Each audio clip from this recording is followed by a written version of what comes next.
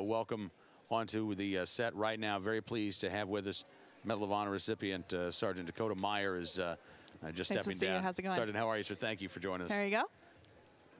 Good, thank you. Absolutely. Glad that you could be here today. What brings you to CPAC? You know, I came out here with the NRA. I wanted to swing in and see what was going on. And so you had a chance to meet some folks and shake hands. And what's your impression of CPAC so far? Actually, to be honest with you, I just got here. Really? Yeah. Your first stop. This is my first time being out here, but you know, I'm looking forward to going around and seeing what's going on and seeing what I can get involved with. Well, listen, we certainly appreciate your time and you know, want to thank you for everything, all of your sacrifices in your service. I want to ask you, just generally speaking, you know, how do you feel about how things are going in this country right now? Oh, I think we've got some problems. I mean, look, it's no secret. You know, we've got the president talking about going over and invading.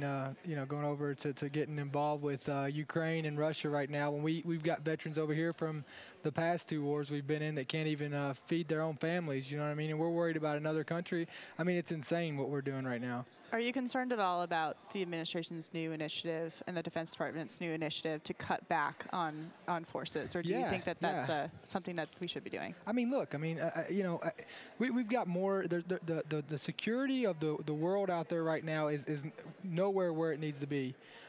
It's probably the most unstable it's been in a long time. I think a lot of people would agree on that. And we're sitting here and we're going to cut back on our forces. There's a lot of places we should be cutting and we should be looking into on cutting our money before we should our troops. And I tell you, the biggest problem I have with the whole thing is the first place we want to look at cutting is our military. These men and women just went out for, you know, I looked at some facts, and I tell you it's really interesting to talk about is these men and women went out, and this is the longest war we've been in. It's the only war that we've fought that's all volunteer forces.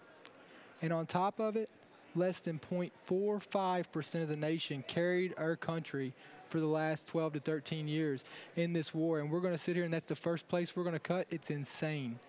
We're over there fighting these wars with outdated gear. And that's the first place that Congress looks to fight. I think that's the problem with our country, is that we're sitting here looking at these veterans. Oh, well, that's the least important thing on the list, because that's usually where you should start cutting. And I don't like it. We don't like it either. We don't. No, sir.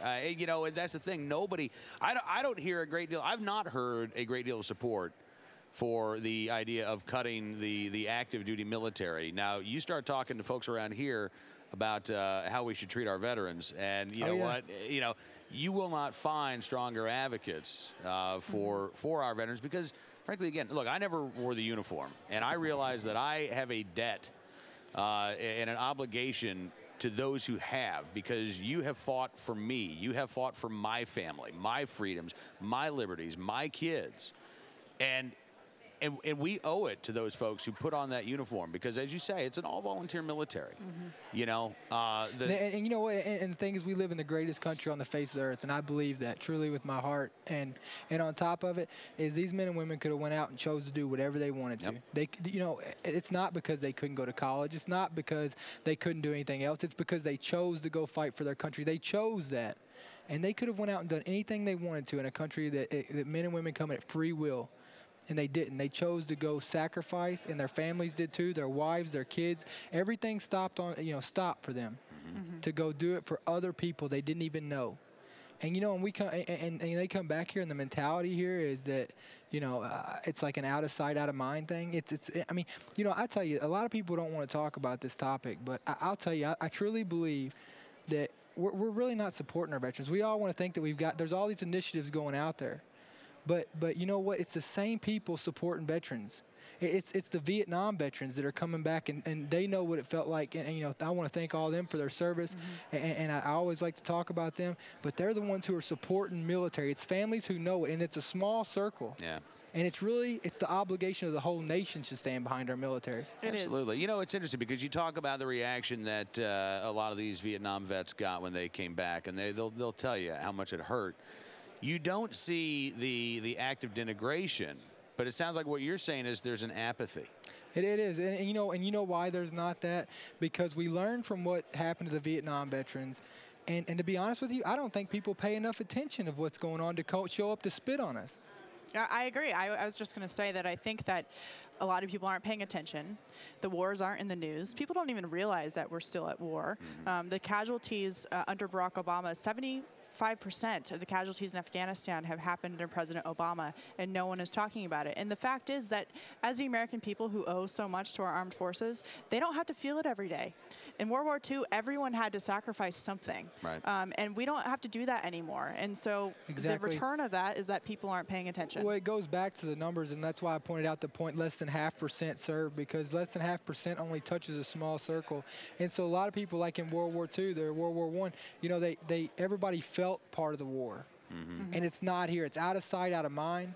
You know, there's no draft, so nobody's worrying about having to go. You know what I mean? And all these things, it's not touching as many people as it did back then, and there's more people there. It's like I said, less than 0.5%.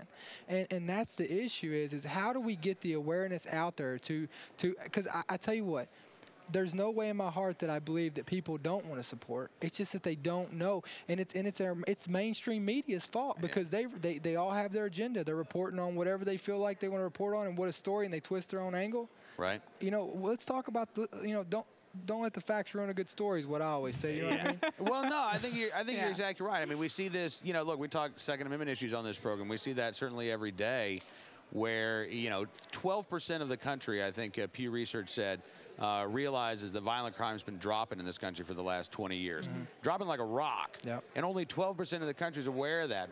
Half the country thinks that crime has been rising because of the media, because all they focus on is the negative. Exactly. So what they focus on and what they cover definitely influences and colors the attitudes and the actions of the populace. So you're saying the media needs to quit ignoring these guys, start covering these guys when they come back here. We've got to hold our media accountable to some point, and I don't know how we do it, but what we've got to do is we've got to come out here and hey, we need a news station that's going to come out and is going to give just give the facts. Let people build their opinion instead of trying to twist it. And you know what? You can't do it, I guess, because it's all about money, it's all about politics, it's all about who supports you, and we all know how that goes. But I'm saying, like, that's where people are so busy now. They don't have time to sit down and find out how do people get in touch with it. You know what I mean? Right. So they have to listen to the media. They have to watch TV. They have to go off the internet that's right at our fingers.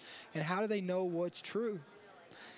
That's a great question, because you've got to. I even tell our audience here, fact check me. Don't be afraid to go and try and look up something that I said. I may have made a mistake. I don't think I'm going to intentionally lie to people, but you've got to be able to verify. And you're right. That means if you want to be informed. Right. That means you're actually going to have to spend the time to make sure that you're truly informed. Well, so let me ask you this. I mean, we're here. You're in jeans. I'm in a suit. This isn't my normal attire. But let me ask you this. How many people on the news do you feel like have ever sat in our shoes, or you could relate to them, who were reporting for you here lately? It's hard, isn't it? There's a small handful. Yeah. But I mean, I'm saying, on mainstream media, I mean, how many of them do you think have the last time that they were out there, on a farm working, or they were doing a daily job, or they were doing something that middle class America can relate to? Well, I can tell you the people up in New York haven't worked on a farm in a very long time. It wouldn't last more than 2 minutes on a farm, unfortunately. Right. But the good news is that we have more new media outlets than we've ever had in the history of the world, really. And so that is a good way to hold them accountable for what they aren't covering and for what they should be covering. And we need to support, and we, I think, again, how we make an impact is we got to support those new media voices. We got to share. I would encourage folks to share this interview on Facebook. Spread this around. And Sergeant, I'll tell you what, man, you want to come back anytime. You've got any issues that you want to get off your chest? Definitely. You have an open microphone. I'm in. All right, man. Thank you so much. Hey, Sergeant, Thank you so much. I really appreciate it. It was great meeting you. Thanks so much. Good talking to you. Thank you so much. Thank you. Sergeant Dakota Meyer joining us.